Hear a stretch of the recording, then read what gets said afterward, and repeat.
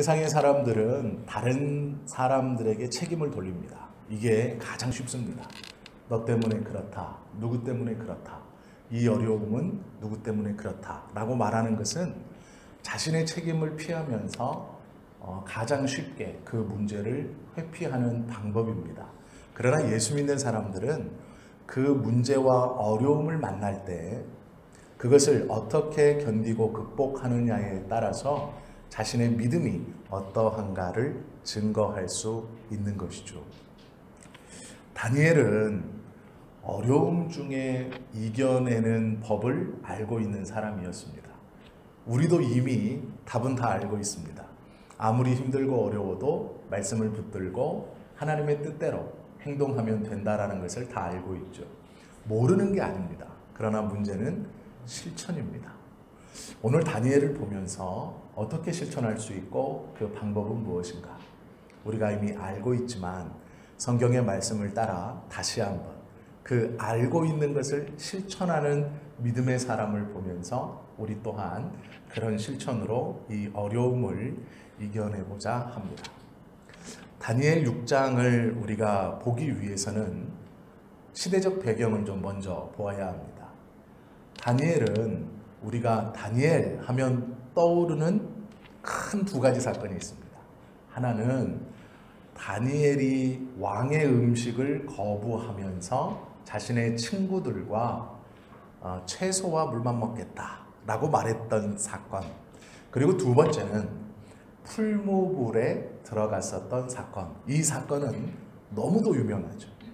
그리고 또 조금 주일학교에서 더 배웠다면 아마 사자굴에 들어간 사건까지 기억이 나실 겁니다. 다니엘 하면 이렇게 크게는 두 가지 아니면 세 가지의 사건이 우리의 뇌리 속에 떠오릅니다. 그런데 다니엘이요, 이러한 사건을 처하게 된 배경이 있습니다. 바벨론의 왕 느부갓네살은 바벨론을 이 제국으로 탄생시킨 그런 왕입니다.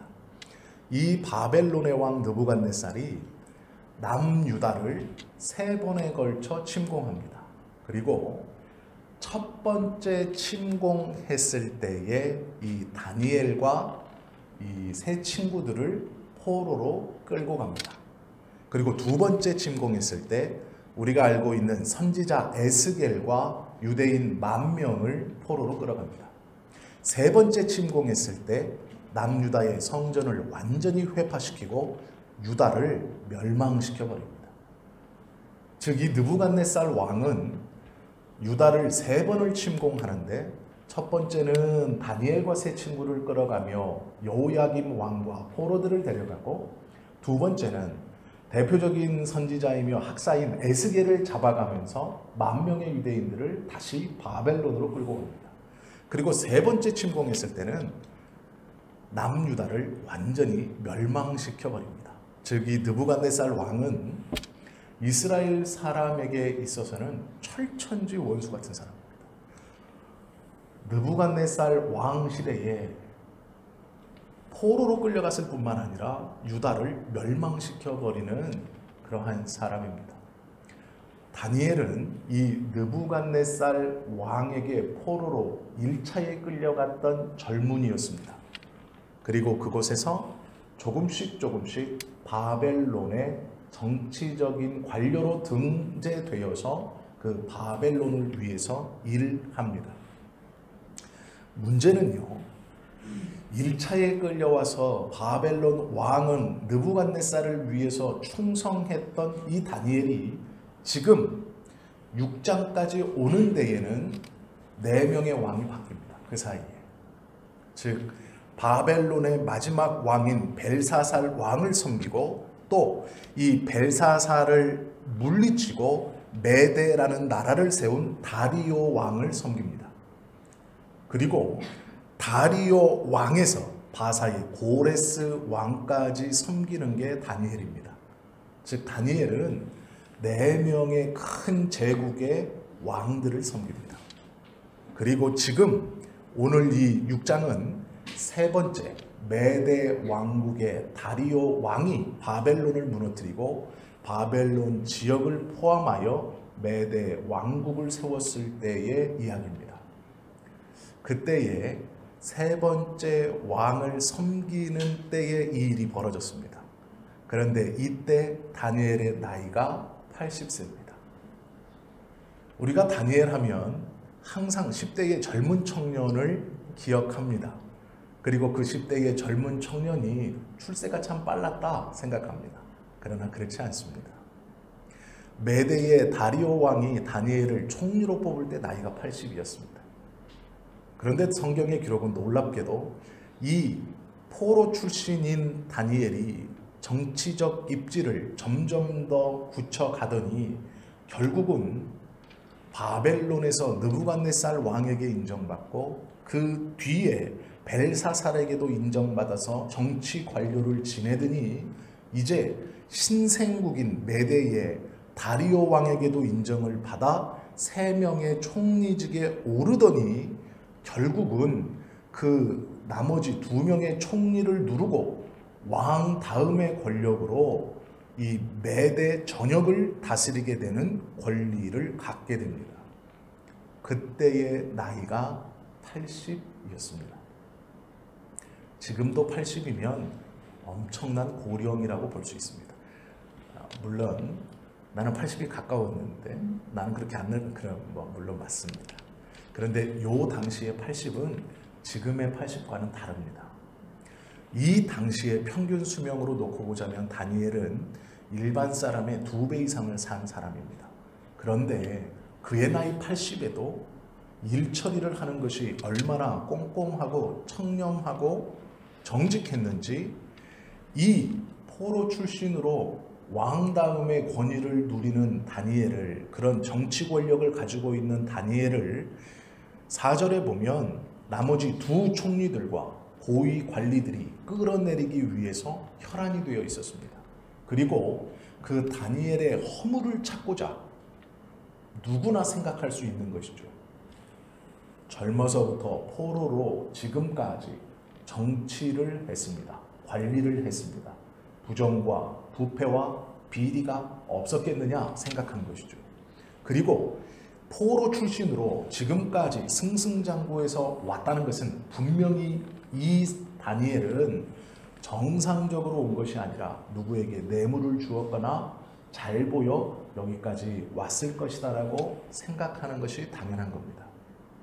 바벨론 본토 사람이든 메대의 사람이든 포로 출신으로 최고의 자리에 올라가 있는 다니엘을 시기하고 질투하는 것은 어쩌면 당연할지 모릅니다.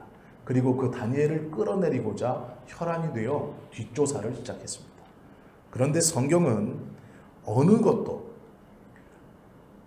다니엘을 고발할 근거를 찾고자 하였으나 아무 근거, 아무 허물도 찾지 못하였으니 이는 그가 충성되어 아무 그릇됨도 없고 아무 허물도 없음이더라 기록하고 있습니다.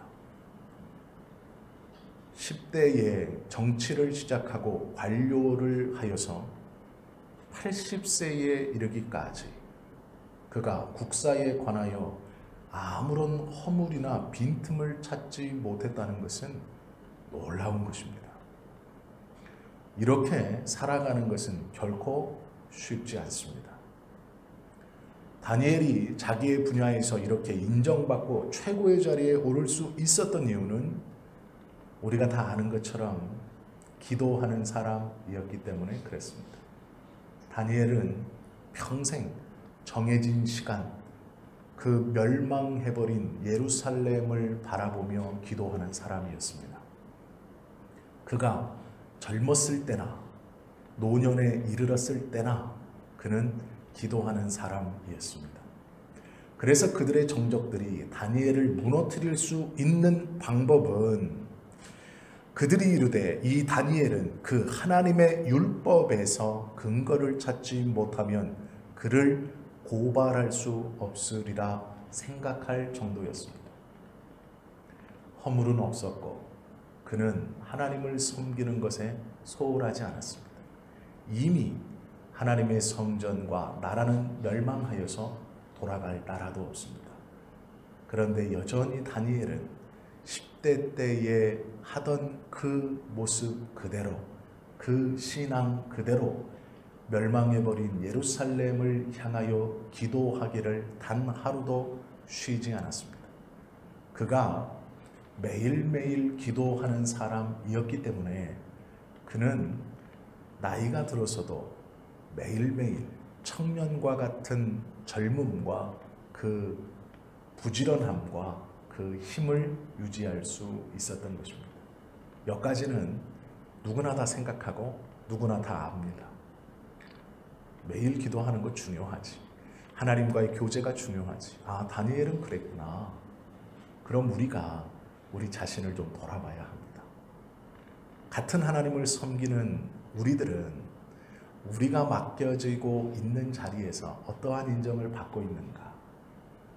정말로 흠을 찾을 수 없을 만큼 잘하고 있고 하나님 앞에서 또 사람 앞에서 부끄럽지 않게 그것을 감당하고 있는가?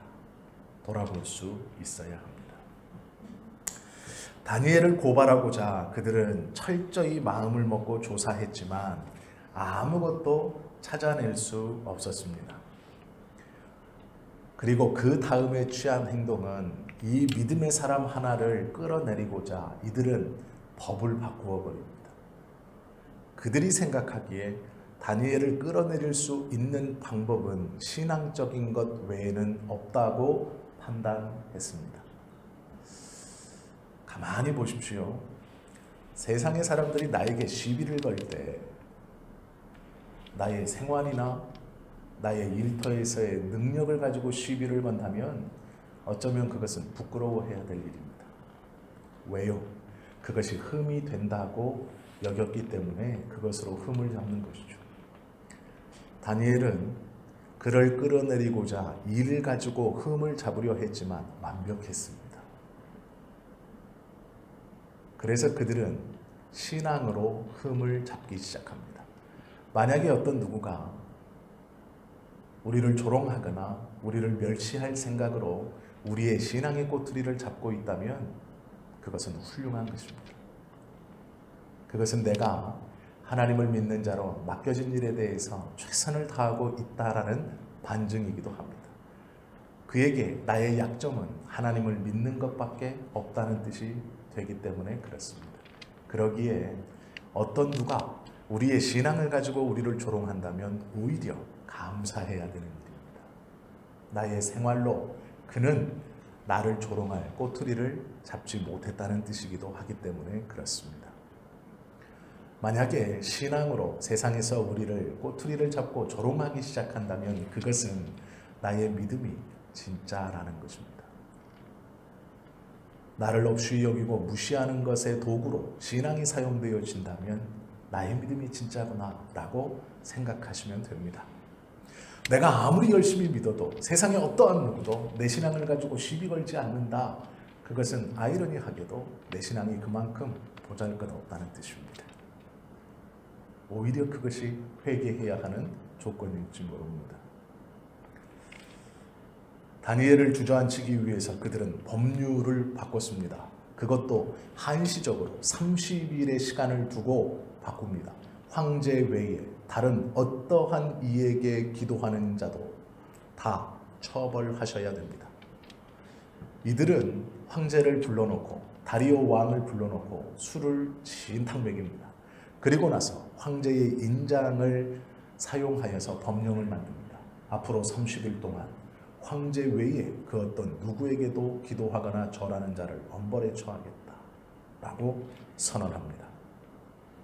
믿음의 사람 하나를 무너뜨리기 위해서 세상은 상상할 수 없는 일을 만들어냅니다.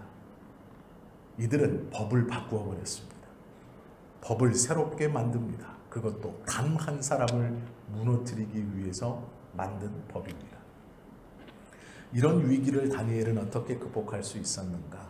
그것이 중요하죠.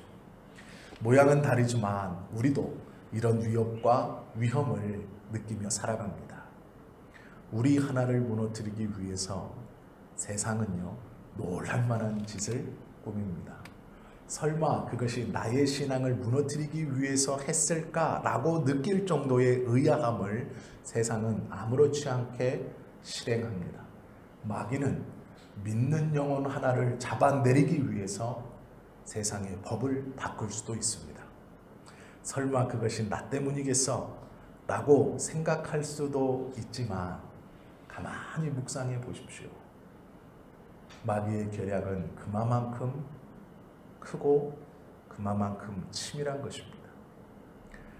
이들은 나이 80 먹은 이제 곧 있으면 총리직에서도 당연히 물러날, 어쩌면 자신의 정치적인 적수가 얼마 남지 않은 이 노인 하나를 끌어내리기 위해서 법을 바꿀 정도의 치밀함과 과감함을 보입니다. 그러면 가만히 생각해 보십시오.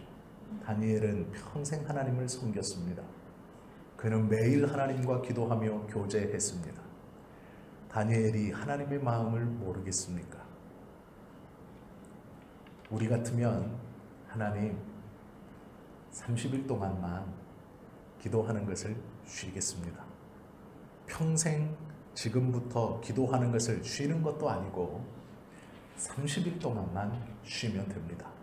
그것이 국가의 법이기 때문에 하나님 이해해 주십시오 라고 생각하거나 기도할 수 있을 것입니다. 지금 이 비유를, 이 본문을 왜 전하는지를 제가 말씀을 안 드리지만 가만히 묵상하셔서 생각할 수 있으셔야 됩니다. 국가의 법으로 30일 동안 하나님께 기도하는 것을 금했습니다. 30일입니다. 3년도 아니고 3개월도 아니고 30일입니다. 평생 해왔던 그 일을 30일 멈춘다고 하여서 하나님이 다니엘을 버리시겠습니까? 아닙니다. 하나님이 다니엘을 벌 주시겠습니까? 아닙니다. 그렇지 않으실 겁니다. 다니엘은 하나님께 할 말이 충분히 있었습니다. 하나님, 내가 30일만 쉬는 것입니다. 하나님, 내가 문을 닫고 하나님 앞에 기도할 것입니다. 라고 타협점을 낼 수 있었을 것입니다. 그러나 다니엘은 자신이 하던 대로 그 법령에 개의치 않고 하나님께 예루살렘을 향하여 창을 열고 여전히 기도합니다. 하나님께서 그 다니엘을 지켜주시고 보호해 주셨으면 참 좋았을 것이지만 우리가 아는 것처럼 다니엘은 사자굴에 들어가죠. 나이 80 먹은 노인이 30일 평생 해왔던 기도를 쉰다고 그 하나님이 다니엘을 버리시지 않을 것을 다니엘도 알고 있었습니다. 이 30일 동안의 기도는 다니엘이 가지고 평생 수고하며 애쓰고 이루어 놓았던 모든 것들을 앗아갈 수 있는 30일입니다. 30일만 참으면, 아니 30일만 창을 닫고 기도하면 평생 이루어 놓았던 모든 것들을 그대로 유지시키며 명예롭게 은퇴할 수 있는 기간입니다. 30일. 다니엘은 총리였습니다. 왕 다음과는 권위가 있었습니다. 30일이 지나면 법을 다시 원상태로 바꾸지 않아도 원래대로 돌아갈 수 있는 기간입니다. 그러나 다니엘은 그 30일 기간 동안 쉬지 않았습니다. 타협하지 않았습니다. 창을 열고 여전히 기도했습니다.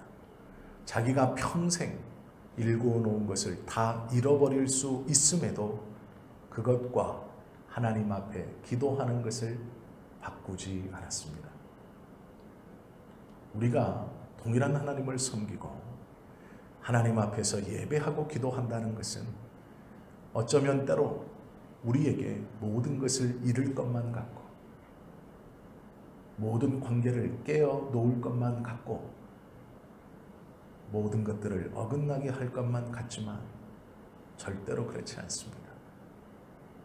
사자굴에서도 다니엘을 지켜주셨던 하나님은 우리의 하나님 되십니다.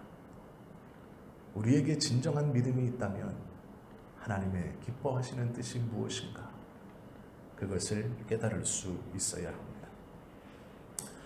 다니엘은 우리가 아시는 것처럼 기도의 사람입니다. 기도라는 것은 하나님 상황이 좋아지면 하나님 내일 하겠습니다 할 수 있는 것이 아닙니다. 지금 기도하지 못한다면 내일도 기도할 수 없습니다. 지금 예배하지 못한다면 내일도 예배할 수 없습니다. 평소에 기도하지 않은 사람은 어려움 중에 기도하지 못합니다. 평소에 하나님을 붙들며 살지 못하는 사람은 어려움이 있을 때 하나님을 붙든다는 것은 요원한 일입니다. 그것은 일어나지 않을 수 있는 일입니다. 다니엘은 평소에 기도했습니다. 그리고 어려움 중에 동일하게 기도합니다. 하나님께서는 그 기도를 붙들어 다니엘을 사자굴에 집어넣는 왕의 고백으로 이렇게 말하게 하죠. 6장 16절입니다. 이에 왕이 명령하매 다니엘을 끌어다가 사자굴에 던져넣는지라. 왕이 다니엘에게 이르되 내가 항상 섬기는 너의 하나님이 너를 구원하시리라. 내가 항상 섬기는 너의 하나님, 기쁠 때나 슬플 때나 환경과 여건이 좋았을 때나 그렇지 못했을 때나 내가 항상 섬겼던 그 하나님이 너를 지켜주실 것이다 라고 다리오 왕의 입에서 고백되어지게 합니다. 이것이 다니엘의 신앙을 접하는 주변 사람들의 평가였습니다. 우리를 바라보고 내리는 주변 사람들의 평가는 어떻습니까? 그는 초지일관, 하나님에 대한 사랑과 믿음을 저버리지 않는 사람이었다. 아니면 적당히 타협하고 시시때때로 하나님의 지혜라는 것을 붙들며 적당히 살아갔다. 어떠한 평가를 우리들에게 내리고 고백하겠습니까? 기도의 십계명이라는 것이 있습니다. 기도의 시간을 미리 정할 것, 정해진 시간에 환경과 기분에 개의치 말고 기도할 것, 기도에 방해가 되지 않는 은밀한 장소를 찾을 것, 짧은 기도라도 기도의 생활을 반복할 것, 기도하기 전에 말씀을 듣거나 묵상할 것, 중보 기도에 힘쓸 것, 소리내어 기도할 것, 기도하면 받은 줄로 믿을 것, 기도 수첩을 마련하여 반드시 기록할 것, 하나님의 뜻에 맞게 기도할 것, 이것이 10가지의 기도하는 계명들이라고 돌아다니는 겁니다. 소리내어 기도해야 하는 이유는 잡생각을 없애주기 때문에 그렇다고 합니다. 소리내어 하든 소리내어 하지 않든 기도라는 것은 중요합니다. 다니엘은 나이 80에 그 일을 잘 감당할 수 있었던 이유도 기도하는 것 때문이었고, 어려운 순간에도 이 기도를 멈추지 않았고, 그 멈추지 않는 기도의 모습을 보며 주변의 사람들이 내가 평생 섬겼던 너의 하나님이라고 고백하는 놀라운 은혜의 고백을 이끌어낸다는 것이죠. 하나님께 쓰임받는 사람은 순전한 사람입니다. 순전함은 어떻게 이룰 수 있느냐? 기도밖에는 없습니다. 디모데후서 2장 20절에 보면 큰 집에는 금그릇과 은그릇뿐 아니라 나무그릇과 질그릇도 있어 귀하게 쓰는 것도 있고 천하게 쓰는 것도 있나니 라고 말씀하시지만, 하나님께서 쓰시는 그릇은 금으로 만들어서 쓰시는 게 아니고 깨끗하기 때문에 쓰시는 것이다 말씀합니다. 깨끗하기 때문에. 그 깨끗함과 순전함은 기도 외에는 없습니다. 기도로 하나님과 교통을 하지 않으면 우리의 영혼은 순전해질 수 없습니다. 다니엘과 같은 위기와 음모와 시기와 질투 가운데서도 다니엘은 기도하는 것을 멈추거나 쉬지 않았습니다. 그것으로 하나님의 복을 얻었을 뿐 아니라 자신의 믿음으로 다른 이의 입술을 통해서도 살아계신 하나님을 결국 찬송하게 합니다. 사자굴에서 멀쩡하게 나온 다니엘을 보며 다리오 왕이 소리칩니다. 내 하나님을 찬송할지어다. 너의 하나님이 진짜 하나님이시다 라고 결국 고백하게 합니다. 우리도 어쩌면 지금 다니엘과 같은 어려움 가운데 있을지 모릅니다. 세상의 사람들은 말하기 좋아하고 손가락질하기 좋아합니다. 우리의 신앙을 가지고 비꼬기를 시작했습니다. 그러면 우리가 그들을 상대함에 있어 어떻게 맞장구 치는 게 맞겠습니까? 같이 비난하고 네가 몰라서 그래 무시하고 같은 비아냥거림을 맞장구 치는 게 맞겠습니까? 아닙니다. 평소에 하던 대로 하나님 앞에 기도하는 것입니다. 평소에 하던 대로 흔들림 없는 모습으로 주님 앞에 예배하는 것입니다. 평소에 하던 대로 하나님을 찬양하고 나에게 맡겨주신 그 사명을 감당하는 것입니다.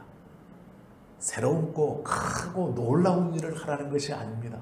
영웅과 같이 앞에서 나아가 누구를 선동할 필요도 없습니다. 그저 주님이 맡겨주신 그 자리에서 지금까지 해왔던 일을 묵묵히 최선을 다해 감당하는 것이죠. 기도함을 쉼없이, 예배함을 쉼없이, 하나님을 붙들고 찬양함을 쉼없이 하는 그것이 결국 많은 이들의 입술로 우리 하나님을 찬송하게 하는 귀하고 복된 출발이라는 것을 기억하실 수 있어야 합니다. 하나님께서 우리를 분명히 붙들어 주시고 우리의 삶을 지켜 주실 것입니다. 그것은 지금 기도하는 당신의 백성들에게 부어주시는 은혜입니다. 지금 예배하는 우리들에게 부어주시는 하나님의 은혜일 것입니다. 다니엘의 일을 특별히 묵상해 보십시오. 지금 우리가 처한 일과 하나도 다른 것이 없습니다. 다니엘이 기도로 그것을 극복하고 하나님의 은혜를 붙들었다면 우리도 마찬가지로 지금 기도함으로 하나님의 은혜를 붙들 수 있을 것입니다. 힘겨워하거나 마음 약하게 드시지 마십시오. 하나님이 무엇을 기뻐하시는가는 너무도 명확합니다. 그리고 우리가 어떻게 주님의 은혜를 받을 수 있는가도 너무나 명확합니다. 그 명확한 답을 다니엘처럼 실천해가는 저와 여러분 되시기를 예수님의 이름으로 축원합니다. 기도하시겠습니다.